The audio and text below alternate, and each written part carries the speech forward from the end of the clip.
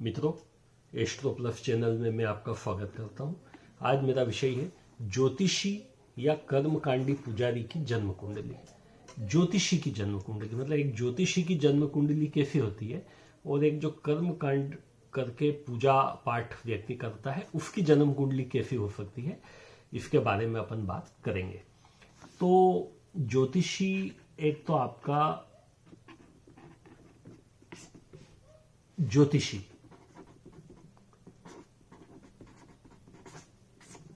एक सफल ज्योतिषी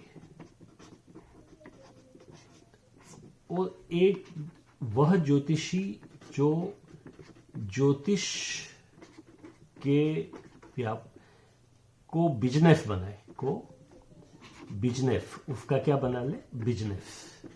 और एक पूजा पाठ वाले ज्योतिषी, पूजा पाठ कर्मकांड, दूसरे भाषा में कहेंगे हम कर्मकांड।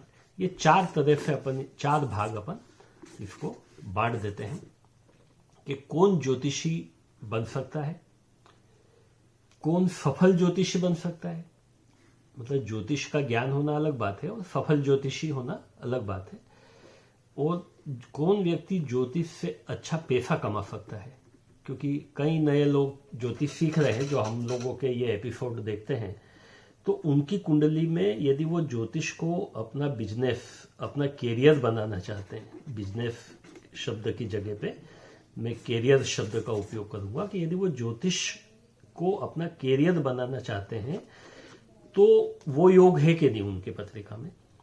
और एक ये अपन देखेंगे कि पूजा पाठ कर्मकांड करने के लिए ज्योतिष में किस प्रकार के योग होना चाहिए, क्योंकि यहाँ पे तो ये कैरियर के रूप में ही काम होता है, क्योंकि जो उनको दक्षिणा, गुरु दक्षिणा मिलती है उसी से उनका बिजनेस, उसी से उनका कैरियर होता है। तो इसके बारे में भी अपन बात करेंगे। तो सबसे पहले अपन देखें कि ज्योतिषी कौन हो सकता है।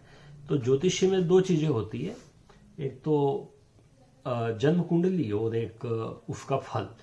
तो ज्योतिष का संबंध एक तो गणित से हो गया और एक ज्ञान से हो गया, भौतिक ज्ञान से हो गया। तो इसमें बुध और शुक्र की बड़ी तगड़ी भूमिका होती है। बुध और शुक्र मतलब ज्योतिषी जो होता है उसकी जन्म पत्री में शुक्र पावरफुल होना चाहिए और बुध पावरफुल होना चाहिए, फिर गुरु पावरफुल होना चाहिए। उसको सफलता कब मिलेगी, गुरु पावरफुल होना चाहिए। मतलब जो ये तीन शुभ ग्रह है, बुध शुक्र गुरु, ये पावरफुल हो या इन तीन में से कम दो पावरफुल हो तो व्यक्ति अच्छा ज्योतिषी बन सकता है। बुध से व्यक्ति गणित सीखता है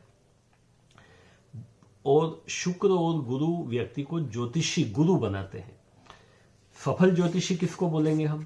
सफल ज्योतिषी वो होगा जिसने बताया और वो सही हो जाए, तो उसको हम सफल ज्योतिषी बोलेंगे कि भाई आपने ये बात बताई और आपकी बात हमारे ऊपर लागू हो गई, सही हो गया, मतलब वो सफल ज्योतिषी। सफल ज्योतिषी कब होगा, इसके लिए आप देखिए, जैसे ये जन्म कुंडली है, ये लग्न का भाव है, ये चौथा भाव है, ये पब्लिक का भाव माना जाता है, ये पंचम भाव ज्ञान का माना जाता है, ये अष्टम भाव गुप्त ज्ञान का माना जाता है, ये दसम भाव कर्म का माना जाता है और ये 11वां भाव लाभ का माना जाता है। तो सफल ज्योतिषी वो होगा जिसका चौथा भाव और 5वां भाव दोनों बलवान हो। चौथा भाव पब्लिक का भाव माना जाता है। चौथा भाव किसका है? पब्लिक का, जनता का।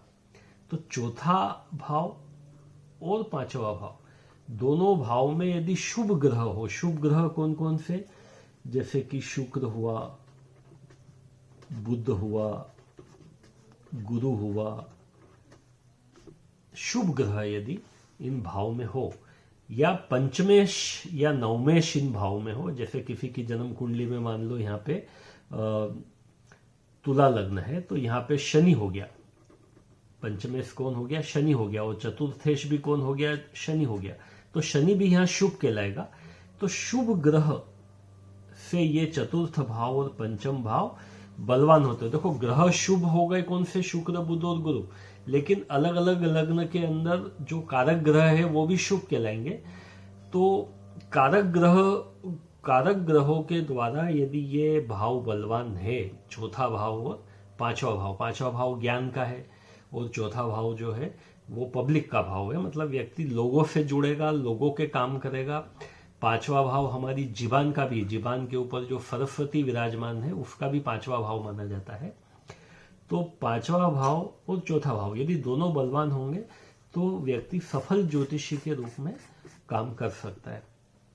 अब ज्योतिष को यदि व्यक्ति कैरियर बनाना चाहता है, ज्योतिष को क्या बनाना चाहता है, कैरियर बनाना चाहता है, तो ऐसा कब होगा, जब चौथे भाव का स्वामी और पांचवें भाव का स्वामी लाभ भाव को देखता हो। चौथे भाव का स्वामी और पांचवें भाव का स्वामी यदि लाभ भाव को देखता है और बलवान अवस्था में है तो व्यक्ति ज्योतिष को अपना कैरियर बना सकता है। इसी प्रकार से ऐसा कौन व्यक्ति हो सकता है जो पूजा पाठ कर्म कांड को अपना कैरियर बनाए, तो ये तभी हो सकता है जब अष्टम भाव का स्वामी, अष्टम भाव हमारा काय का होता है, पूजा का होता है। अष्टम भाव हमारे गुप्त ज्ञान का होता है, तंत्र मंत्र का होता है, पूजा पाठ का होता है। तो अष्टम भाव का स्वामी यदि लाभ भाव से संबंध बनाए, कौन से भाव से संबंध बनाए, लाभ भाव से, मतलब अष्टम भाव का स्वामी और लाभ भाव का स्वामी एक दूसरे को देखे, या अष्टम भाव की दृष्टि लाभ भाव पे हो, या अष्टम भाव का स्वामी अपने 10वें भाव को देखे या 10वें भाव में बैठा हो और 10वें भाव का स्वामी लाभ भाव में बैठा है, तो भी व्यक्ति कर्म कांड पूजा पाठ को अपना कैरियर बनाता है। जैसे एक उदाहरण के लिए अपन मान लो कि धनु लग्न की कुंडली है, कौन से लग्न की कुंडली है, धनु लग्न की कुंडली है, यहाँ पे 3 नंबर होगा तो यहाँ पे 4 नंबर होगा, तो मान लो यहाँ का स्वामी चंद्रमा 10वें भाव में है, मतलब 3 4 5 6, यहाँ कन्या भाव में मान लो चंद्रमा बैठा है, मतलब अष्टमें कहाँ बैठा है, 10वें में बैठा है, और 10वें भाव का स्वामी बुध मान लो लाभ भाव में बैठा है। तो ऐसा व्यक्ति जो है जिसका अष्टमें यदि कर्म भाव में बैठा हो, या अष्टमें लाभ भाव में बैठा हो, या अष्टमें का संबंध कर्म और लाभ भाव से हो, तो वह व्यक्ति कैरियर बना सकता है कर्म कांड को, मतलब पूजा पाठ और कर्म कांड, यानी पुजारी का काम उसका अच्छा चलेगा, बढ़िया चलेगा। तो मित्रों, ये अपन ने सफल ज्योतिषी या ज्योतिषी नॉलेज किसको होगा, कर्मकांडी पुजारी कौन होगा, इसकी जन्म कुंडली अपन ने ये देखी। तो यदि आपकी जन्म पत्रिका में सफल ज्योतिषी या ज्योतिष को कैरियर के रूप में बनाने का योग है, तब आपको ज्योतिष सीखना चाहिए और अच्छा कैरियर अपना निर्माण करना चाहिए। तो धन्यवाद मित्रों, एपिसोड यदि पसंद आया हो तो आप लाइक करें, शेयर करें और सब्सक्राइब करें।